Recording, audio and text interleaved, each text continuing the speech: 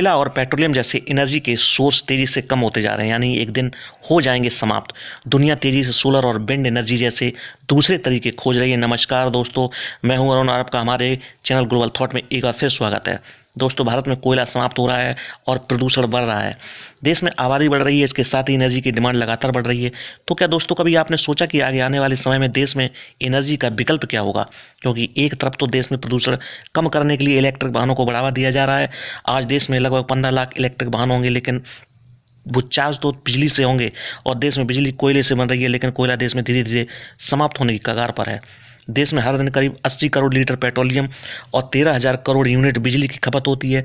लेकिन अब प्रदूषण को कम करने के लिए एक अन्य एनर्जी के विकल्प तलाशे जा रहे हैं। कोशिश ये हो रही है कि एनर्जी के सोर्स ऐसे हों जो समाप्त कभी ना हो और जिससे नुकसान भी बिल्कुल ना हो, जैसे सोलर पैनल, पवन चक्की, पानी से एनर्जी इकट्ठा करना। ऐसी एनर्जी को प्राप्त करने में दुनिया में चीन सबसे आगे है। आपको सुनकर आश्चर्य होगा कि चीन सोलर पैनल से इतनी एनर्जी प्राप्त करता है कि पूरा ब्रिटेन जगमग हो जाए, यानी पूरी दुनिया की 17% सोलर पैनल से एनर्जी चीन में पैदा होती है।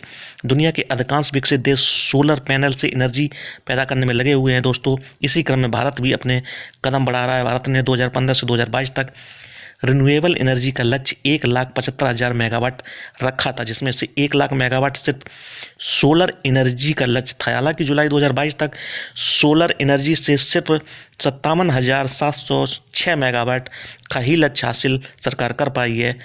यानी सरकार ने शुरुआत तो कर दी। दुनिया सबसे बड़ा सोलर पार्क राजस्थान में है, यहाँ 1 करोड़ सोलर पैनल लगे हैं। सोलर पैनल एनर्जी से देश में गांव, ट्रेन, ऑफिस, रेलवे स्टेशन जगमग हो रहे हैं। प्रदूषण को कम करने में देश में इलेक्ट्रिक वाहनों का भी योगदान है। देश में करीब 12,000 करोड़ का बाजार इलेक्ट्रिक वाहनों का है, जो साल दर साल लगातार बढ़ रहा है। भारत सरकार ने दोस्तों 2030 तक 500 गीगावाट रिन्यूएबल एनर्जी जनरेट करने का प्लान बनाया है। कुल मिलाकर दोस्तों, प्रदूषण को अगर कम करना है, कोयला, पेट्रोलियम जैसे समाप्त होते एनर्जी सोर्स पर निर्भरता कम करनी है, तो देश को सोलर, विंड और अन्य रिन्यूएबल एनर्जी सोर्स की तरफ जल्दी ध्यान देना होगा। अब हम विदा लेते हैं। आप अपना और अपने परिवार का ख्याल रखना। अगर मेरे द्वारा दी जानकारी आपको अच्छी लगती है तो मेरे चैनल को लाइक, शेयर और सब्सक्राइब करना ना भूलिए। धन्यवाद।